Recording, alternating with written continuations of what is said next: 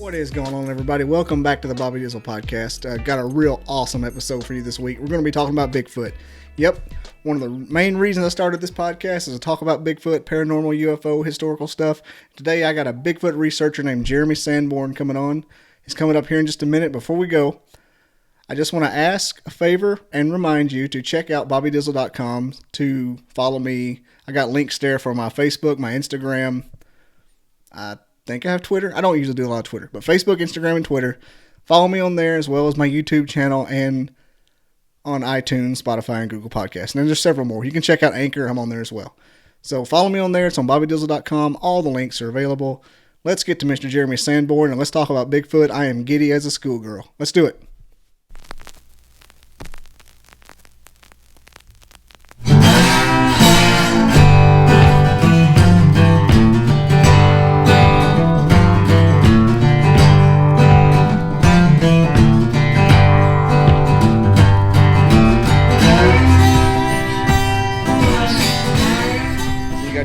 Too.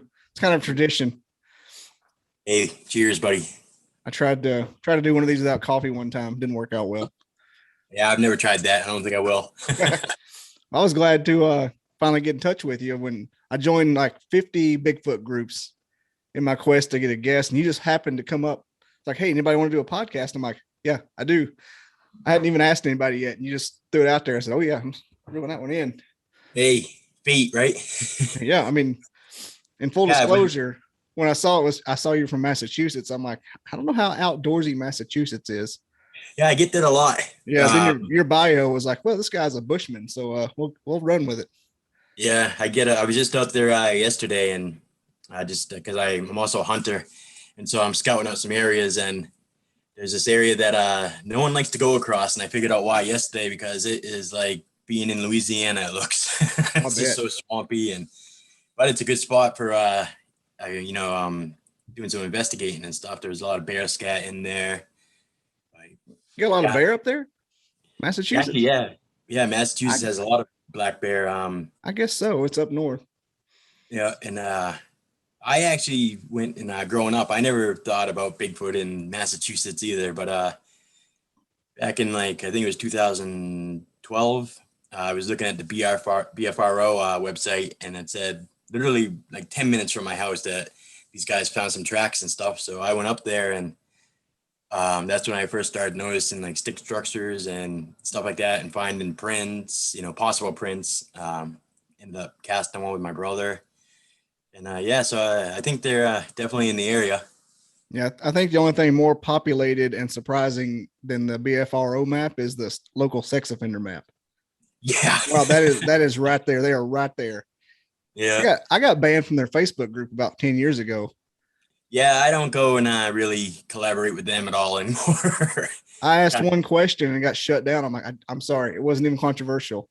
I forgot to read like a bottom of the rule about, what was it, like interdimensional and alien. Like, I was like, wonder if I was just asking what their thoughts were. They killed me. They just banned me right there. I'm like, really? Just once? Just like that, huh? Oh yeah, it was insane. Haven't been back. Yeah. Like I said, I haven't gone and I've never submitted any sightings to them or any encounters or anything like that. I never had any to submit. I was just kind of curious. Yeah, I hear you. So, how long ago did you get started? How did you get started in the Bigfoot sighting or investigation, sightings, et cetera, et cetera? Actually, as far back as I can remember, I've always known about Sasquatch, Loch Ness Monster. Mm-hmm. My father had a library, and back then, we didn't have the internet, and just books on everything. And you'd find a book on Sasquatch or something about the Loch Ness Monster and stuff. So I really don't have a memory when I didn't know what these things were. And so, and then my dad, showing me in books like, holy crap, there's a dinosaur living in a lake in Scotland, and we got these hairy monsters running around the woods and stuff. And so that started me right there. And then, like I said, it wasn't until, maybe 12, 13 years ago when I really started getting into it. And then experience is pretty much right in my backyard. So I wasn't going to go and, let that go to waste. So headed out in the woods, and then just started noticing things that I had never noticed before, like, these weird kind of, I'm gonna call them stick structures. Some were like tree structures, like, how did this get here? There's no like stump or root or anything. It's just a root ball of a tree, up hanging up off another tree with all these things, interwoven in it and stuff. And it's like, how you try to figure out, like, how would that have fallen? If it was a broken branch, you look up, you look around, make sure there's nothing busted right above your head that could explain it. And some of the times it's just kind of, baffling. And, with, I've gone and watched some videos where people go and they find, like I'm into bushcraft and primitive camping, and I've made plenty of teepees out in the woods. And you see these people go and they come across a teepee, there's paracord in there and stuff, but they jump right to Sasquatch, and it's like, Sasquatch a crafty bugger. He's using paracord nowadays, Got a 100-mile-an-hour tape up in there. What's that? Got that 90-mile-an-hour tape that you got to wet down. Yeah. It's going to the Army surplus. Yeah, he is.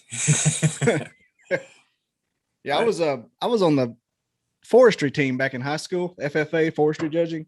And so whenever they brought up the stick things, the stick structures, I was like, well, some of that can be explained away. Then there were some that were almost built sort of symmetrical. And I'm a hopeful. I'm a skeptic, but I'm a hopeful non-skeptic. Like I got stickers on my kayak and my truck. I want to believe. Like I'm very optimistic. Like the story alone is good for me. Your bio had me like read it 2 or 3 times. Like, oh, look at that. Yeah. I try to get up there as much as I can. But what I was going to say, there's a way trees fall that make certain structures happen naturally. Yeah, but some of the pictures aren't like that. Yeah. Like I said, a lot of it can just be, you take a look around, like I said, just look up and, oh, wow, that branch is busted right there. And then here's the rest of the branch sitting right here. It just happened to fall that way. But there are some that you just can't go and, you can't just go and come to that conclusion. It's kind of like, well, how did this happen? And then you see stuff that is twisted and it's like, what did that, I've never seen a bear go and twist a tree branch, and that's the only thing that does anything like that regularly is like a deer, but that's about waist high. Yeah, you'll see rubs and stuff, and you'd see where the points have gone and hit a little bit above, but they're not moving a couple 100-pound branches around and stuff. No. And what was I gonna say? Sorry about that. That's all right. But just getting out in the woods as much as I can. Most of the time that things happen when you least expect it. Me and my brother one time, the first time I ever heard what I suspect was a vocalization. And when I say, I heard a vocalization, I can't go and say it was definitely from a Sasquatch because I didn't see the creature going and making it, Mm-hmm. Just like when I come across a possible print, I didn't see what made it, but it looks kind of like what people say a Sasquatch print looks like. It's got toes. So, it's a possibility. So it was January, and me and my brother, we decided to go for a hike. And I think it was my father's birthday, January 24th. And it had just snowed the night before. We got like 6 inches, and it was beautiful. It was nice and clean. And the only tracks that we saw were from a coyote. And we got up in this area. Oh, and just to go in a little backstory, this area is known as Monsterland. Oh. By the locals around here, because back in the 40s, stories started circulating about an upright, hairy, man-like thing walking around, and there's been sightings from the police department up here, Leominster Police Department. So it's got a history, and so me and my brother were walking up there, and we're just talking back and forth, and then off to our right, all of a sudden, just these 2 loud knocks, and it wasn't like knock. I mean, this was like whack, whack. And so that stopped us in our tracks, and we're looking around, and then all of a sudden, a little ways away, you hear there 2 sound like rock clacks. And the thing about this area is that back in the 1750s, there was a settlement up there, and it was called No Town Settlement. And for some reason, it didn't take. No one knows what happened to it, but it was just deserted. So there's a lot of like old stone walls going through the forest and stuff. And so we're just sitting here, we're looking around and didn't see anything, but we're on our way back, and all of a sudden these were whoops. It wasn't like a scream or anything, but 3 whoops. It was off to our left now. And so I'm thinking there has to be people out here. So I run up to the corner of the trail. There's no people. And we're thinking like, there's a little swamp nearby. Maybe it froze over and the air bubbles are escaping. We're trying to go and, just find an explanation for what was going on. And no, the swamp wasn't frozen over. It was just slush. And that was the first time that, I actually heard something. And then just this past fall, last year, me and my brother were bow hunting in an area, and he sat at the edge of a meadow, and I went into the woods, and I was just coming up this ridge, and all of a sudden from in between us, I've heard foxes, they make a lot of the coyotes yip yapping, and this it was creepy, but it was like a howling scream, and it lasted like 10-15 seconds. And going through my head, I'm like, oh, fox, nope. And even a human crossed my mind, like, because that's kind of like how it sounded. I'm like, who the hell's out here? Mm-hmm. Me and my brother. And it just carried on, and it was loud, and there's a lot of lung behind it. And so I stopped my tracks. I start heading back, and now this is where the sound came from. And so I'm walking back, and here comes my brother, because he heard it too, and he's licensed to carry, a firearm in Massachusetts, and so he's got his, 45 in his hand, and he's like, "That wasn't you, was it?" I'm like, "Hell no, that wasn't me." I couldn't reproduce that sound, even close to it. And then we spent the rest of that day sitting together hunting, and as we were leaving, getting ready to go and get in a truck, off in the distance, you heard this thing just wail out again, and it sounded like an angry chimpanzee the last time. Ooh. The only way I can kind of describe. Yeah, it put the hair up on our necks, that's for sure. Yeah, that's I can visualize that. So we hear surely you heard a screech owl before. Oh yeah, screech owls, hard owls. I've wondered if people have heard screech owls, and how when you said you're bow hunting, obviously for deer. Mm-hmm. You know how you ever been blown at by a deer? You know how that sounds? I was wondering if before, I was sure you didn't confuse it, but I wonder how many have been confused for that. Oh yeah. A deer blowing, if you don't know what it is, you think it's the world ending. Yeah, exactly. If you don't know what it is loud. Yeah, I've heard a few. Well, one time really stands out. I had a couple bucks. They were when it just started snowing, and they were, I could hear them. They were going at it, and I could hear them, doing their huffs, and that was a pretty cool night, actually, just listening to the deer. But yeah, for people who don't know what it sounds like, they don't know, they don't think deers go and make a snort. It sounds like somebody blowing like through a bugle almost. Yeah, I actually have a deer call that, you can go and push a little divot on, and it goes and, reproduces the sound. But even a deer, bleating, sometimes it doesn't even sound like what you think a deer would sound like. Is there a goat running around out here? It sounds like if they're in distress, it sounds crazy. Yeah. I hit one high one time when it started hollering like that. I was like, oh my God. Yeah, that's horrible when you go and you hear it, you go and you put an arrow in a deer, and next thing you know, it's going and making all sorts of racket and stuff. You're like, oh man. Luckily, we don't have any documented mountain lions around here or grizzly bears, so it's not that big. It's not a big deal, but it was like, man, that is just sad. Yeah.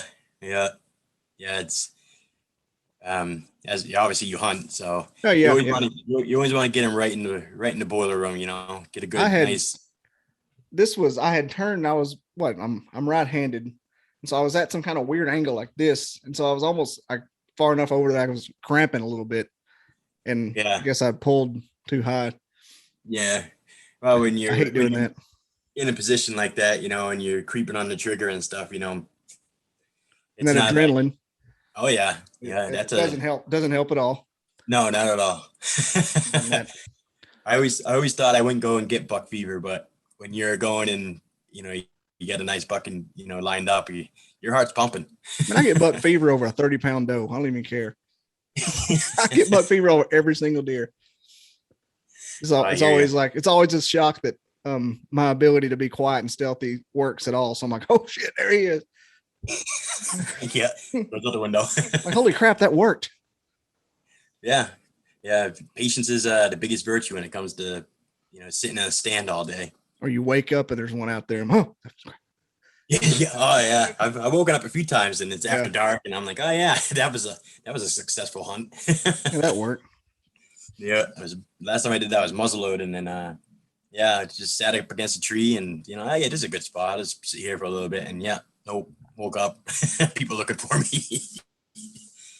But, I've never had that particular one. I've gotten turned around on my parents' place and had to walk to the road and come back. I was like, I've been hunting here for 20 years and I got lost. Dude, even when the seasons change, the woods change. It's you can go and be in an area that you're familiar with, and then it's just like especially when you're in like a lot of thick stuff, all the mountain laurel and stuff. It's like, I think I'm going this way. You come up on a rock that you've never come up on from that particular angle, and like, I don't recognize this. Yeah, exactly. Then you come back and like, totally that rock. Yeah. Hey, I'll admit it. I've had to go and use modern technology a few times just to go and be like, all right, where the hell am I? That's why it's there. Yeah. And then I think back, I got a compass in my pocket. Why don't I just be traditional like they used to? But nah, we're spoiled. Listen for cars. Yeah. Well, a lot of time I try to get away from any. Yeah. A lot of times that's not an option. Yeah, I'm trying to get out there as far as I can away from any human presence. So I'm trying to, I'm crawling over, mountain laurel, hoping that no one, comes out here. And where is Massachusetts along the Appalachian Trail? That's got to be Appalachian top. Yeah, Appalachian Trail is in the western part of the state, where it actually gets a lot more for Massachusetts, a lot more, wild country, like you got the Berkshires and stuff, and then it cuts up and it goes up to Maine, I believe. Yeah, it goes all the way up there. I need to pull up a map of Massachusetts so I don't sound like an idiot. my mind garbles up the New England. I'm not like a illiterate or anything. When you think about New England, you got is New York here? Where's everything at? Okay, that makes sense. Yeah, little state square. little state, little. Yeah, it does run up through there because you got the New York, Pennsylvania. Mm-hmm. I don't know why I always put Massachusetts down by Maryland. Clearly not. No, we're a little above that. Yep.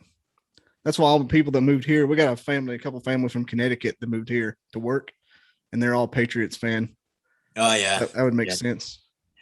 Yeah, I went and I haven't watched a game in probably a couple of years now. They're always apparently the hunting laws are a little different up there. Oh yeah, they're always talking about coming in before dark because it's illegal to hunt before dark.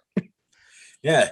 They say, you can hunt coyotes and stuff and, raccoons, but you can't use artificial light. Oh. What are you supposed to do? Hunt by the light of the moon? Hey, you can't hunt deer after dark, but you can stay till dark. But apparently in Connecticut, it's like a half hour. You have to come in early. Yeah, it's like a half hour after sunset. Yeah. Sunrise and a half hour before. And we have all sorts of fun laws and pay out the ass for, your tags and stuff. And according to what I'm told, they're all gonna go up next year. I'll be paying like $180 for hunting fishing license with my tags. Yeah, that's the trouble with those little compact areas. Yeah, with those little dictator governors they got. Oh yeah, communist state. Yeah, that's. But didn't want to bring that into it, but it's a factor. Yeah, I know. I didn't think we'd get into politics, but we kind of crossed the line there. But hey, why not? Why not? Yeah, we're talking about a mythical ape here. Why not get into politics? Yeah. So is up that area? Have you been anywhere out west checking for the doing research? Or anywhere else in particular besides Massachusetts?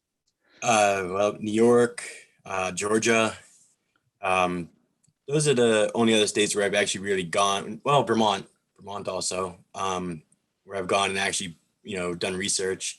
I also, I'm sure you've heard of Champ, right? Mm-hmm. Yeah, I've gone. Champlain. Gone up there. Yep, I love it up there. I've been scuba certified since I was 15, And that's how I got dragged into the Lake Champlain, marine cryptids. I just went and I was on, Facebook one evening, and someone went and said, "Oh, you're a diver. I've been looking for a diver to go and do some diving up in the lake, all this and that." And of course, I ended up dating the girl afterwards. That was a mess. But I, I ended up going up there and I met a couple cool people. Scott Martis, he's deceased now. Will Drangenis, he's deceased. And Alexander Pedikov, he does a lot of documentaries and stuff.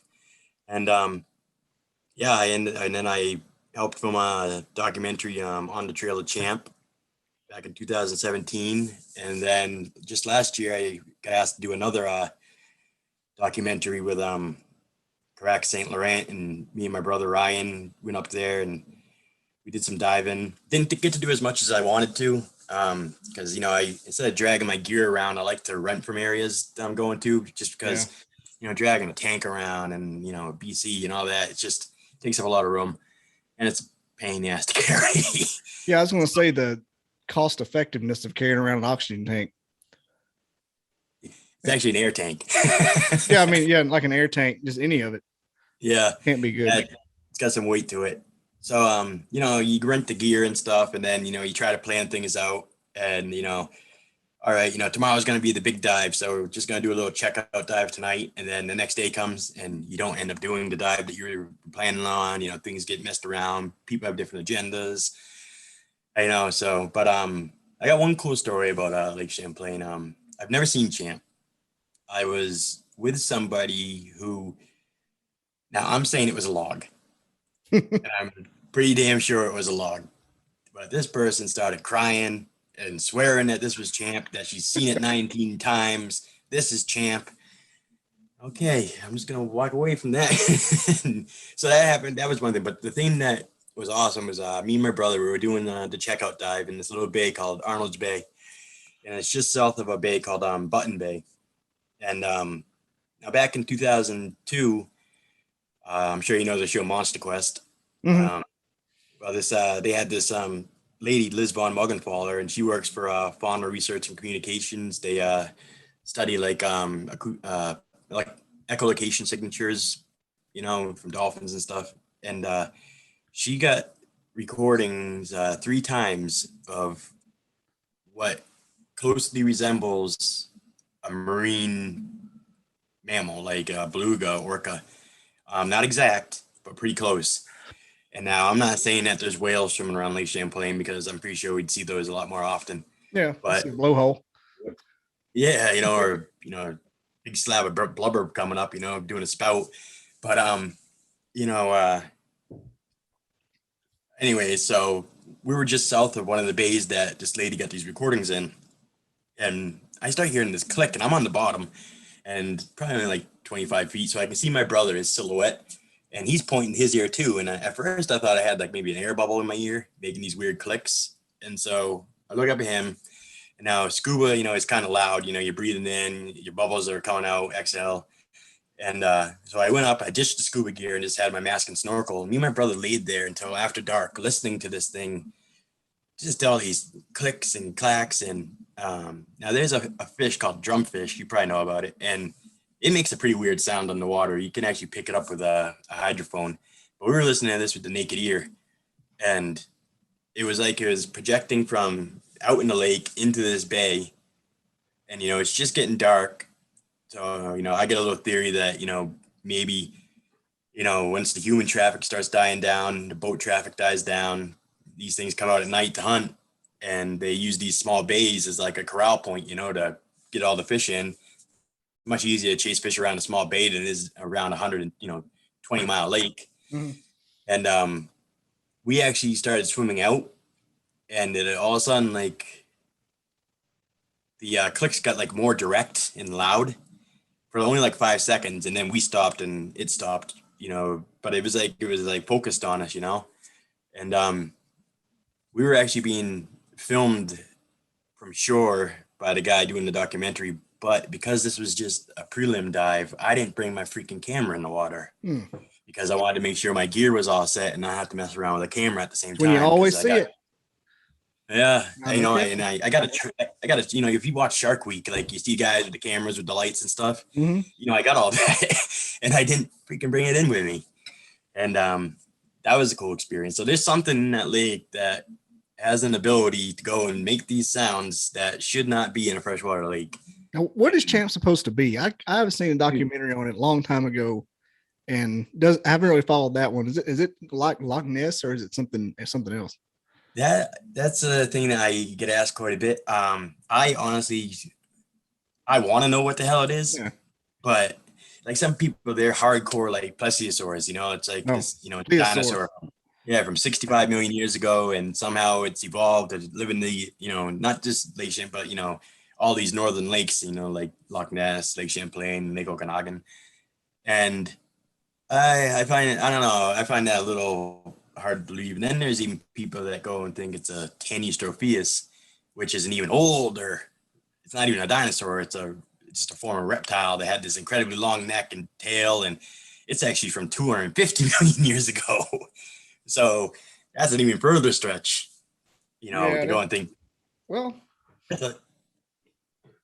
I'd believe it more if there were more of them, because you got the stuff like bowfins and Yeah, they're up there too. bowfins and horseshoe Gar, crabs. They're basically dinosaurs, but yeah, a bowfin yeah, is in the dinosaur books. yeah. They like you got the gar, sturgeon. Mhm. I've seen gar actually just on a rowboat up there, up in the mouth of a river, looking in the water, and there's a long nosed gar swimming by. Um, but so then you got people who say it could just be a seal, but to get through that waterway, St. Lawrence down into Lake Champlain would be rather difficult. Really, man, I don't know what the hell it is. I mean, what do they say it's supposed to be? A plesiosaur kind of thing? Is that what the general That consensus is? yeah, that would be the general consensus. I would say that's like when you always hear about the long neck, and people go and just they jump to that. But Yeah. I'm on the fence about it all. I mean, I think it's definitely something there. I can't go and definitively say like this is what I think it is, because it has reptile qualities, but then it has this marine mammal ability, and it's just, I don't know, hopefully one day we'll know. Yeah, But that river monster thing. I'm about a 4 on the river monster, because that's one of those things that can't somebody would have seen something. Like I yeah, know I know they say the same thing about Bigfoots and everything else, but they've got the entire world. River monster's got a river.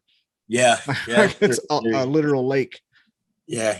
Lake Champlain is pretty freaking big. 120 Yeah. miles long, 14 miles wide, 400 feet deep. So there's some room, but you'd think you would, there'd be more sightings, and Mhm. possibly there might be, but people are just afraid of, the ridicule that they'll get and stuff. Just like with Sasquatch. People go and say they saw, Bigfoot and stuff.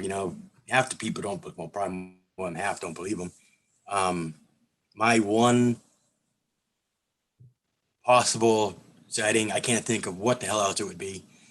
I was out at night. One form of investigating I like to do. I like to go out by myself at night and turn off my lights, sit down, and just listen to the woods.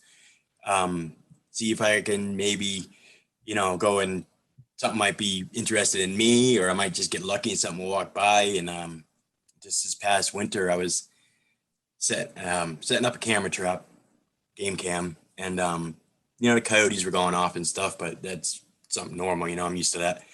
And like I said, I like to try to get out there where I don't think people are going to be. So I try. If it looks like an obstacle, then I'm going to try to go through it, just to go and get the camera out where not going to be any contamination from people, or no one's going to mess with it. And so I set the camera up, only to realize I set it up upside down. So I flip it over, and I get it set up, and now, and I'm thinking, like, I've heard reports that sometimes, these things out of curiosity will go and all of a sudden be watching you, and it, attracts them. They're like, what's this person thing doing out here, And so I'm looking around with my light, and I got my headlamp on, I got my flashlight. I'm just scanning the brush looking for eye shine or anything. And then all of a sudden, to my back left, and it sounded close, and it was a stomp. Now it wasn't no deer, you know, it wasn't nice and crisp like a deer step. This was a loud stomp, loud enough where I went and I turned around and I was like, hey, you know, thinking someone was messing with me. And there was nobody and I couldn't see anything, but this sounded like so close. Like I was expecting to turn around and, you know, have something standing like 10 feet behind me, and there was nothing and I couldn't see anything. And so I make my way back out to the main trail and I'm walking and I can hear something, and it was off to my back right. And the only other time that I know I was paralleled by something, it was off to my back right then too. And, you know, you hear things snapping and, you know, deer's not going to follow you. You know, they're not going to go and, you know, parallel you back to your car. And it doesn't sound like, you know, a bear, you know, when it's walking, you know, you can tell it's quadruped, and, you know, you just tell, and you get this feeling too. You know, it's a little bit of fear, but excitement too, you know? Mm-hmm. And so I keep on stopping and I'm looking around my lights and I'm like, all right, I'm hearing this. I know there's something following me. And it would stop when I would stop. On both occasions it did this. And the one time before, my brother was with me that time and he heard it. But so I'm looking around and then I looked behind me and I caught this pair of eye shine, just two little, you know, reflections of eye shine. And they were pretty high off the ground. It was just far back enough where my lights, you know, wouldn't go and illuminate what it actually was, but it caught the glint. And, you know, all of a sudden they would go out, and then they both be out, and then all of a sudden you'd only have one, like it was whatever it was going behind a tree, and now possibly an owl, you know, sitting on a tree branch, but owls don't walk on the ground. And I went and I continued on, and I heard something to my right, and I turned to my right, and I just caught the ass end of this thing.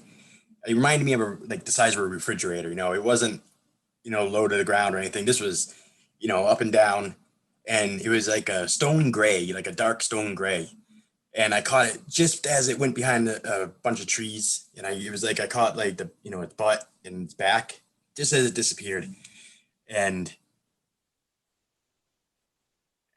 at that moment, you know, all these things I'm going, you know, trying to analyze things, you know, process what the hell's going on. Mm-hmm. And did I really just see that?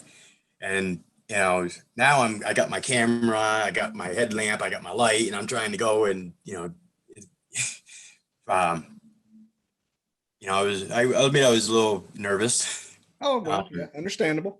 Yeah. And then as I'm doing this, my freaking phone rings.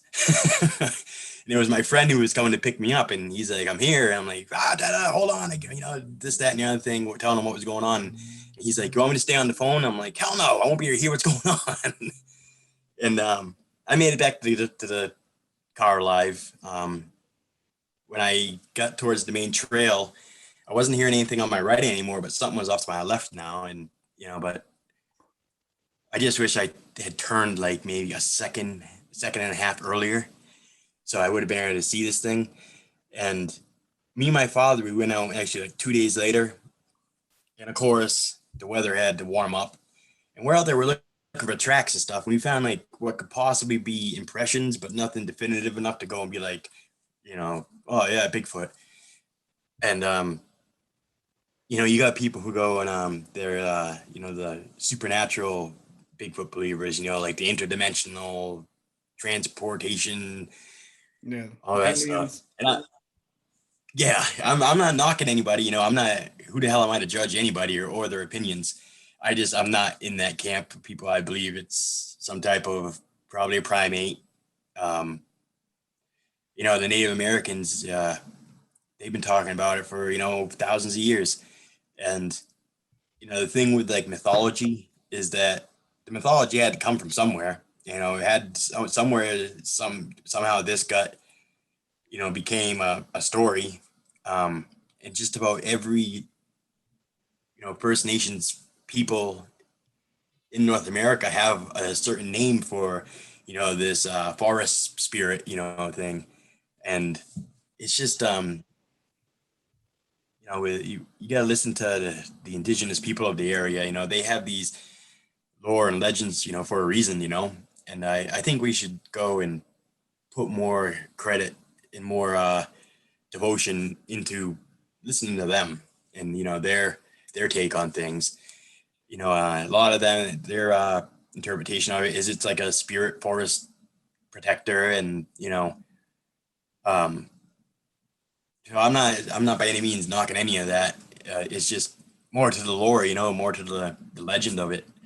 But I lean towards it definitely being a flesh and blood animal creature. I don't know if I'd say animal, because, you know, I was actually asked the other day if I thought they, you know, made fire and stuff like that. And I actually had to think to myself that, you know, like, well, primitive man learned how to make fire. So, you know, it's not out of the realm of possibility. But I've heard something about the Middle Earth kind of thing, bunch of caverns. They use those. Yeah. I think Yeah, anything's up in the air at this point. Yeah, it is. You know, even like the whole alien thing, you know, are they aliens? Is it an alien's pet? You know, they gotta let it out, you know, go take a leak or something, you know. I wanted to write a short story about it Bigfoot being an alien in like a biological suit. Oh man, like that was like their astronaut suit. Yeah. And they're in it kind of like on Independence Day when they peel it off. He's inside there. I thought that'd be kind of cool. That would be. You write short stories too? No, that's just I plan to write short stories, but never do. Yeah, I'm kind of with you on there. I mean, I did in about fifth or sixth, seventh grade. I got real big into ghost stories and things, and that's kind of where the Bigfoot thing started, because one of the stories was about Sasquatch, and that's when I started like, man, that is really interesting. It grabbed me like no other subject. Yeah, I wish they went and taught cryptozoology in school. I would have gone and got blasted that with an A. Hey, I'll talk about it. I'll talk about it all day long. Or listen to it. I can't talk about it. But yeah. I had a guy back in junior college. He's a teacher now. He was 10 years older than me. He said he knew a preacher up in a mountain near here who was deer hunting and saw one walk under his tree stand. And it's up by Little River Canyon in North Alabama. Is that where you're from, Alabama? Mm-hmm. Yeah, North Alabama. Yeah, you guys got good hunting down there. Mm-hmm. Yeah, it's pretty good. And then the South Alabama gets I think it might be better down there because it's flatter, but up in they're bigger up here in the north where the mountains are. Yeah. Yeah, deer are always up bigger north. Crap, what was I gonna say? Another I've heard of a guy who was in his stand, and Sasquatch actually came up and actually touched his foot. I've heard a story that like that. I think it was on like one of the Monsters and Mysteries shows, but that'd be something. I mean, you're sitting there nice and quiet and you start hearing something, and then it's not a bear or deer, and out walks a you know, upright hairy hominid. That'd be something. I've always thought of doing what you're talking about with your sitting in the woods late at night. I've always thought of doing that without any kind of, just maybe a flashlight, without any kind of camera or anything, and just kind of telepathy, thinking to them like, come show yourself and I won't tell anyone. Yeah. They're either not real, or they can sense cameras, or they can travel dimensional or something like that. And like, if maybe they can't sense a camera, I don't have a camera, I'm out here, I'm vulnerable, so come show yourself. Yeah, I'd probably piss my pants, but yeah, one walked up. I'd probably be there with you if one just walked up to me all the time while I'm sitting there. I mean, I've read multiple stories where they like talk to you via the mind thing. Telepathy, yeah. Yeah, telepathy. Dadgum. Yeah, like I said, there's all sorts of, you know, theories and stories out there. You know, I heard of one where, you know, in Pennsylvania they saw a UFO, and then next thing you know, they start seeing all these, you know, Sasquatches. Oh yeah. And this lady came out of her house with an old lady with a 16 gauge and blasted one of them, and it just turned into a ball of light and disappeared. And then her son-in-law ran over, and he had a 22 pistol, and he started shooting at him, and they just disappeared in a ball of light. Now, I'm who the hell am I to say that they're, you know, full of it? You know, it could happen. You know, it's a mystery, so we don't know. You know, I hear people go, "Oh yeah, I'm a Sasquatch expert." How the hell are you an expert on something that isn't proven to be alive? They call them male, females, and juveniles. I'm like, what? Juvenile? Yeah, it was an adolescent. Would you find a nest? Yeah. Or they say the Patterson footage had breasts. Yeah. You talking about that suit he had on? Yeah, I actually was just watching something where they were talking about that. And Roger Gimlin. Yeah, Bob Gimlin and Roger Pattinson. And I know. I don't know. Some things about that video are pretty compelling, but then you go and you think, oh, they were out there. They were actually looking for it at the time. They had money invested in it and Hmm. stuff. And you know, when you have money invested in things, and you're gonna be taking a huge loss on it. It kind of goes and changes the story a little bit. I could sit and watch that video over and over for an hour and get different and like looking at something how it changes shapes. Yeah, when it goes and it does that turn, that's what goes in. Like, it's like, all right, yeah, a person could do that, but it's just, why would they go and have thought this out so much? Like, all right, we're a couple of cowboys. Let's put a set of boobs on it.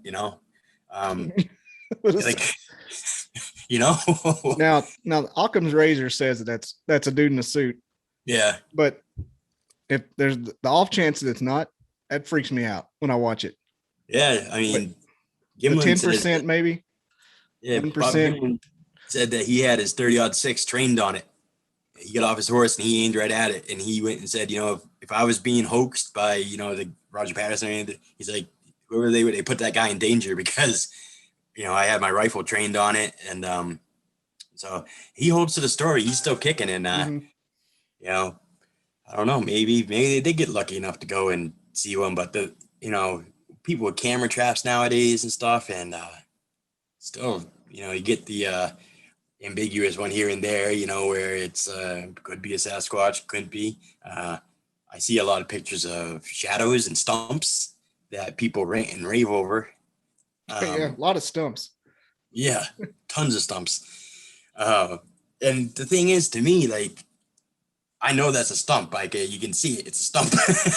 It's positioned perfectly. It's in some shadows, and it looks like the outline of something. But are these all like, city slickers that go and look at these and they're like, oh my God, yeah, instantly, they're very gullible. But yeah, man, I go and it's just on Facebook, going and cruising through sites and stuff, and it's like, really? Yeah, That a lot of that it's hard. that A lot of stump it's hard has to believe. yeah, that stump has moss on it. That's much as growing moss. It has, maybe they make ghillie suits, who knows? Oh, they'll put anything on there and circle it. Yeah. I don't know where Yeah. I You saw it, but see I it? saw a picture of the Patterson film that had circles off in the woods. Oh yeah, yeah. There was a bunch of them Possible, watching them. possible. Like, how are you seeing that? That's a 70-year-old film that had more artifacts in it than a museum. Yeah, You're gonna pick yeah, up a high exactly. definition Bigfoot 300 yards off. Yeah, yeah, and because it's older, it's all pixelated and stuff. But yeah, Oh I yeah, see that a lot where oh, look at this, dog man I got a picture of, and it's a stump or something with has a little thing, might look like an ear, but then someone will be like, oh, there's a whole clan of them, and it's like, wow, how come I can't see this? And then you Jersey get the Devil. yeah, I love the Jersey Devil, Oh yeah. but you get the response that only certain people can see them, and I must not be one of them, unfortunately. I don't know. You did see one of them's hind end. Yeah, yeah, but when it comes to these pictures, I don't see them. Yeah, yeah. I don't. But one other time I had a vocalization, and this was the most recent. This was back in April, and me and my then girlfriend were camping out, and she isn't really a woodsy person, and the coyotes started going and stuff, and that freaked her out. But one cool thing though is I hear a coyote up in this area that I've never heard a coyote howl this deep and long. It sounds almost like a timber wolf, a gray wolf. Mm-hmm. Yeah, but maybe it's just a coyote that hit puberty or something. It's and it starts, and then all the other ones yip and yap for a while, and then it goes again, and everything stops. It's like I've never heard a coyote howl like that, and it was only in that area.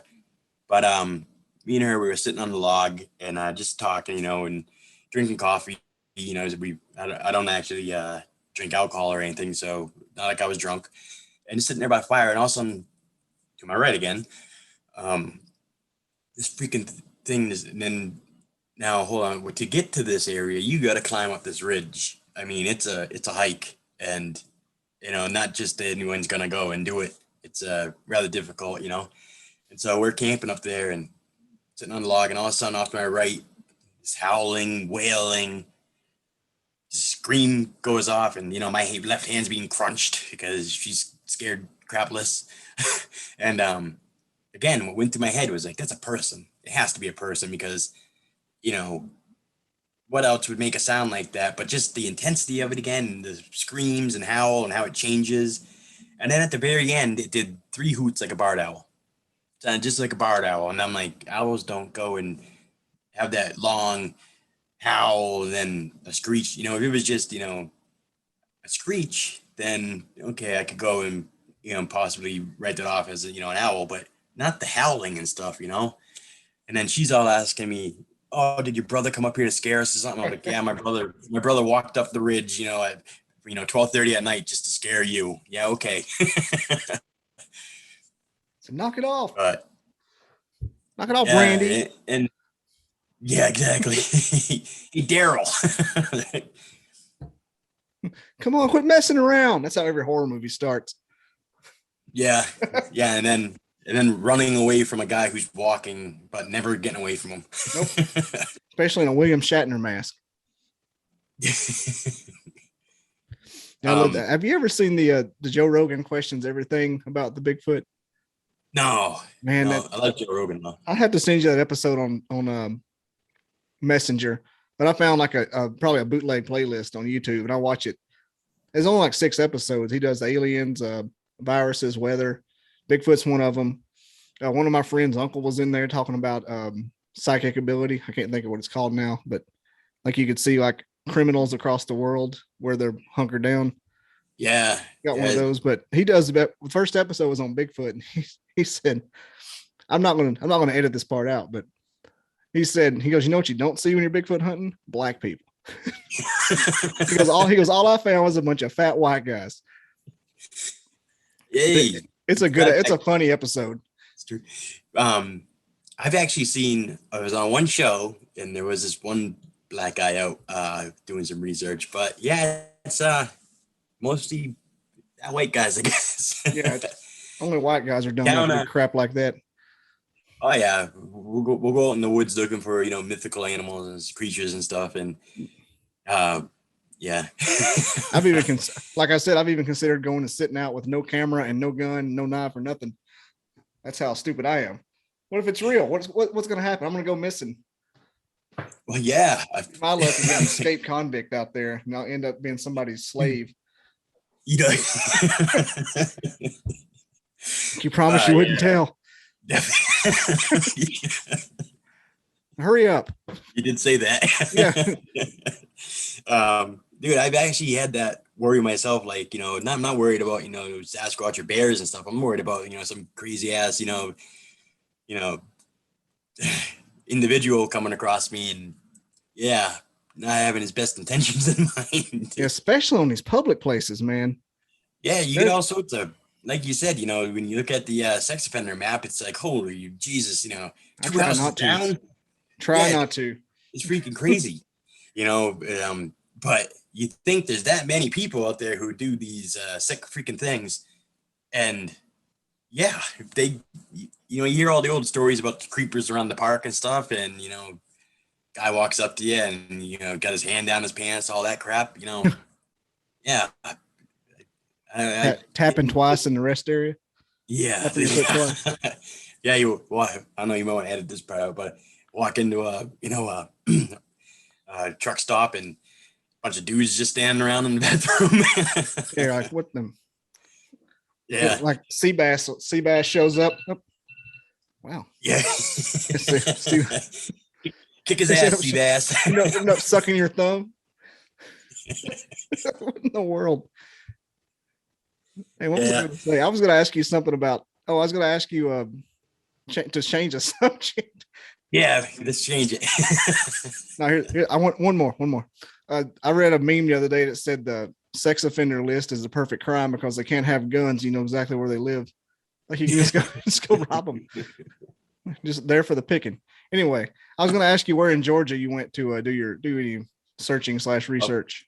I was in Athens for a while. I was in Marietta, Kennesaw, that area. I wanted to get up north more, but I wasn't. That didn't happen because a lot of reports come out of those North Mountains in Georgia. I thought you were going to say South Georgia. No, not no. So you're sticking up there in the lower Smokies. Yeah, yeah. I was in Tennessee for about 3 weeks one time, and ended up it was in Pigeon Forge, and I ended up finding this out later on that there's a famous disappearance of the kid. Yeah, the kid. Mountain, he was in the natives. Yeah, feral people.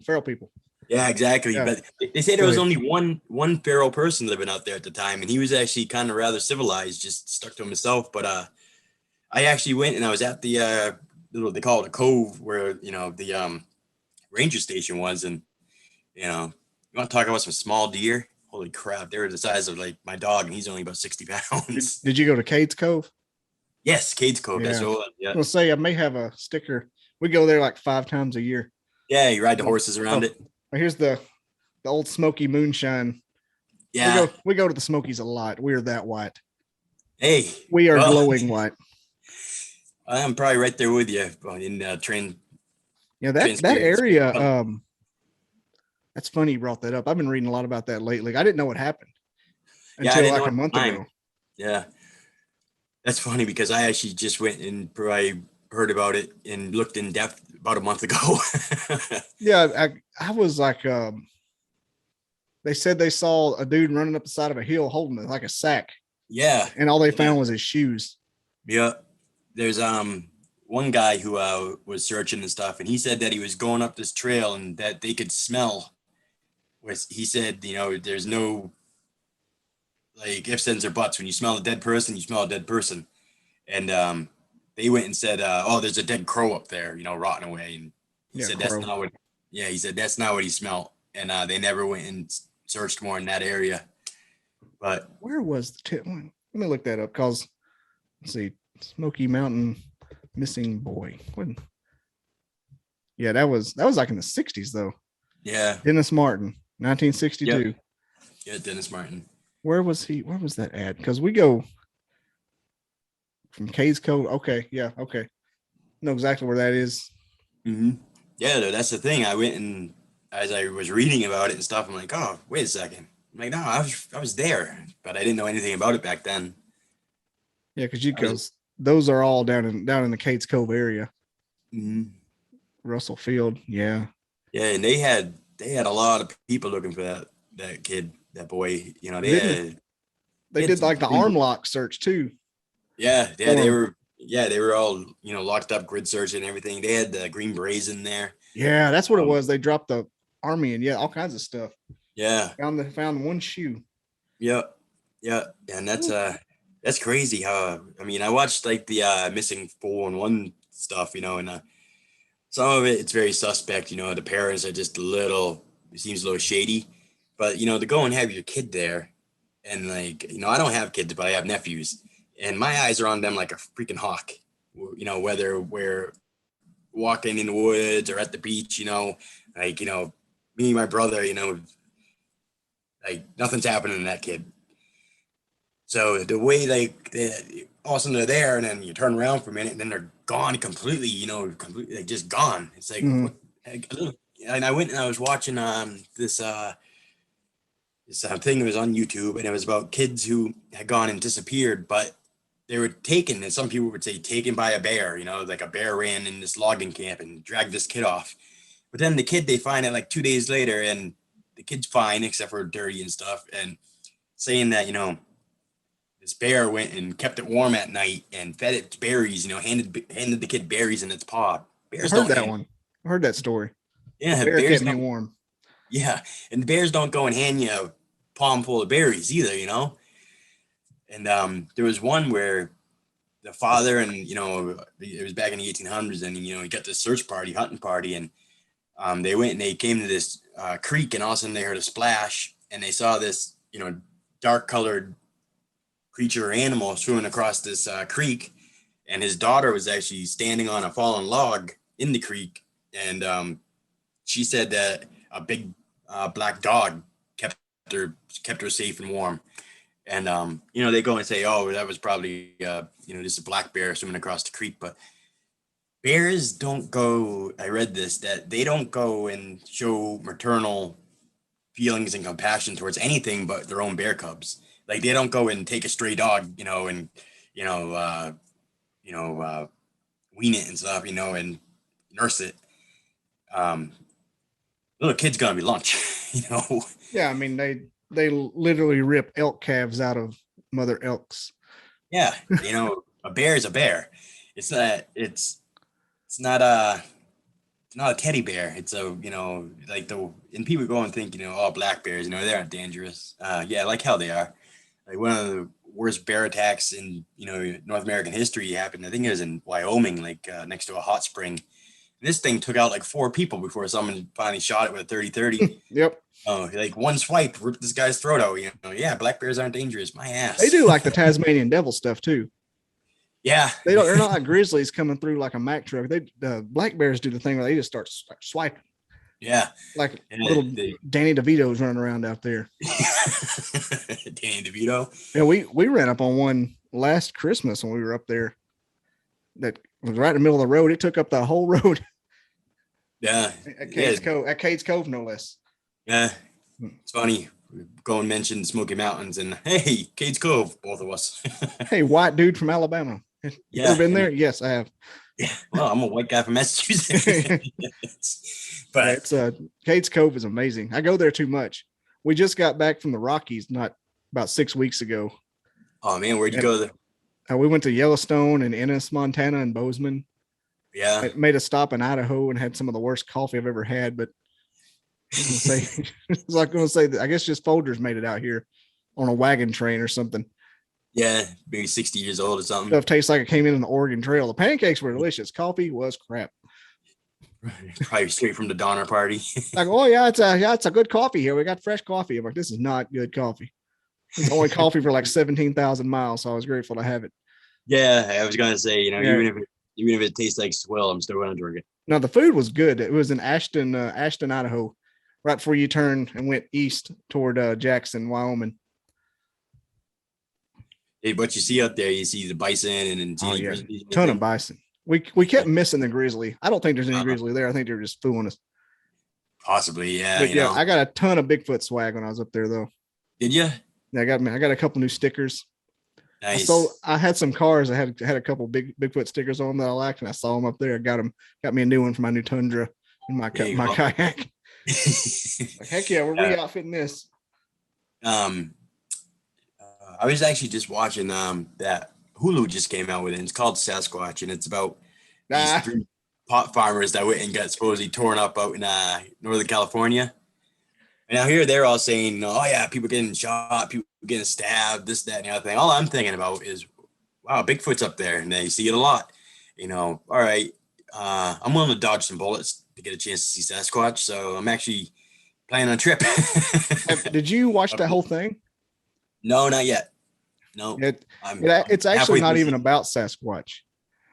It's more about the freaking the drug industry. Farmers and, check out that guy. Did you see him on Joe Rogan, the guy that did it? No. Check out his Joe Rogan episode first, and then go back and watch it. And it'll like the boner you get from it being about Sasquatch will go down, but then it's funny and interesting as hell about the marijuana part.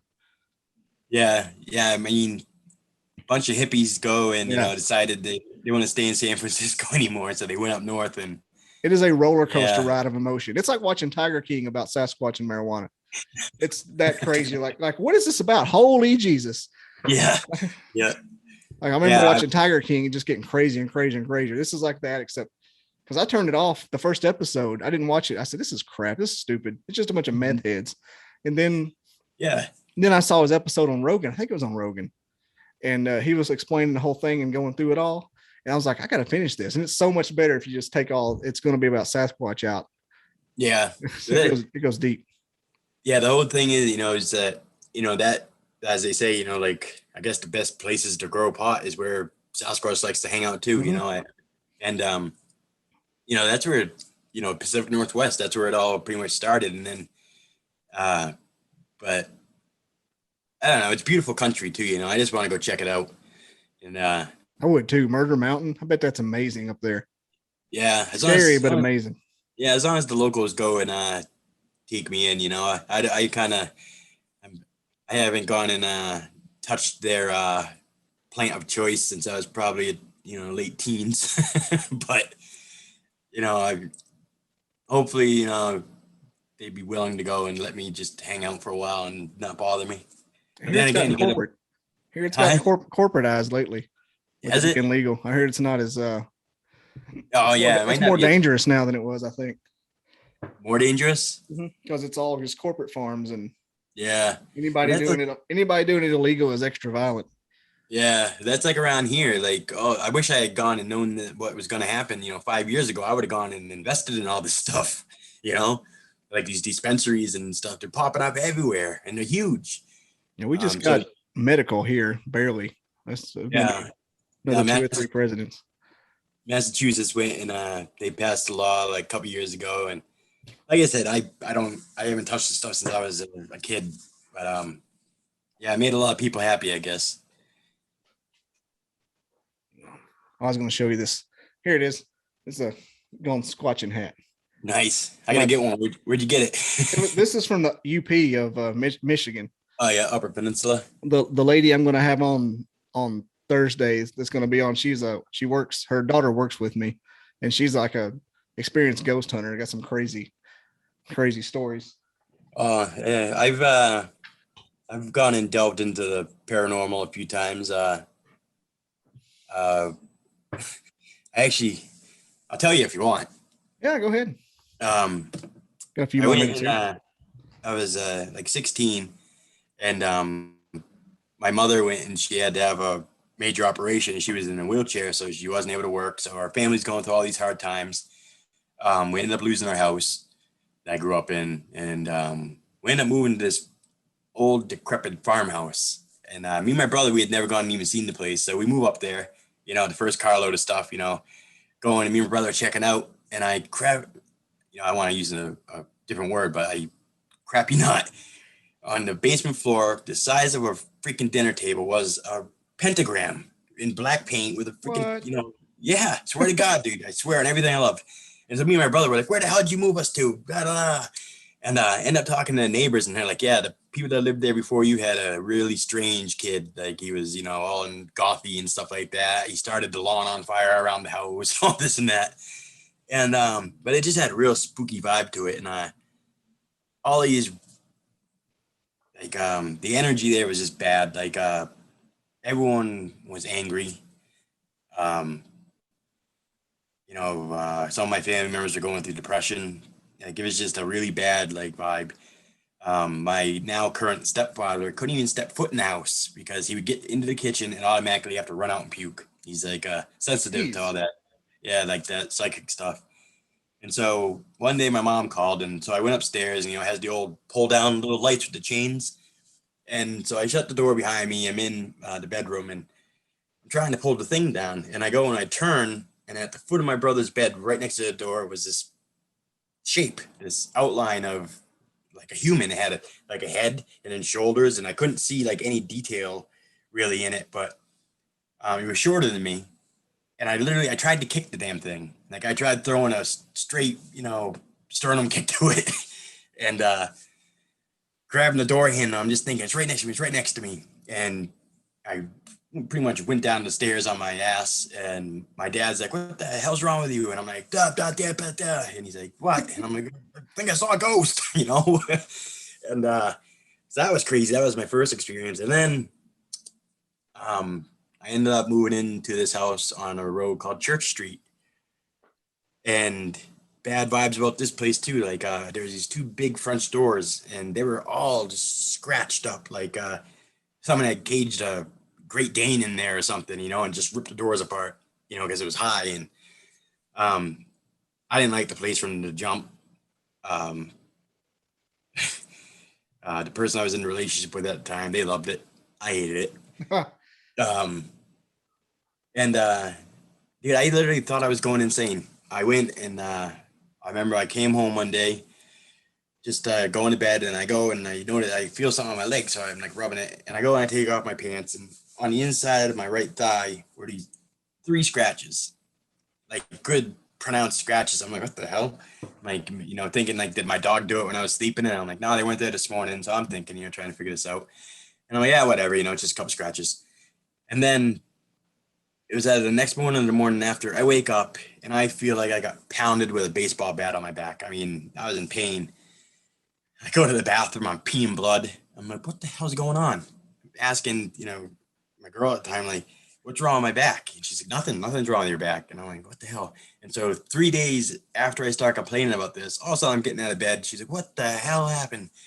And my back was just bruised. You could see like imprints of either, toes or fingers or knuckles. And I peed blood for 2 weeks. And now this is where, That's standard demon stuff there. That's what I'm saying, like, and what happened next, like, so I'm literally like, am I going insane? Like, what the hell is going on here? I'm questioning my own sanity at the time. Everyone else is having a ball, it's just like, it's focused on me for some reason. And I'm sitting on my bed and I don't remember what I was doing, but I remember my dog was right here, my cat was right here, and they're both looking at me, and I'm like, I don't know, it's just something, the whole situation just felt weird. And so, and now I swear that this is what I saw. It sounds crazy, but I looked up, and like I said, I had French doors, and on the left door, peering behind this door, was this little creature. It went, and it was like, had his hands around the door, and he was just looking at me like, almost like grimacing. And it was only about 2.5, 3 feet high. He was small, but it had, rather large ears. Like if you go in like, like the movie Gremlins, like the ears like that, but smaller. They weren't as big as that. And its skin, like if you took a paper grocery bag and crumpled it up and then pulled it out again, it has all the wrinkles and creases in it. That's what its skin looked like. But it had claws, and his ears actually had fur on it. So here's this little leathery bag looking evil gnome thing with big ears glaring at me from behind the door.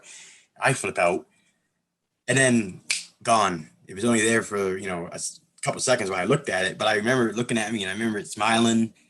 And like I said, it sounds freaking crazy. And I think I was actually going crazy at the time. So that doesn't really go and help this story. But I just remember I looked at my dog and my cat, and my dog's still looking at me, and my cat just looks, my cat, I think, saw it, and the cat just goes and looks at me, and I'm like, yeah, enough of this. And I actually ended up moving out of there.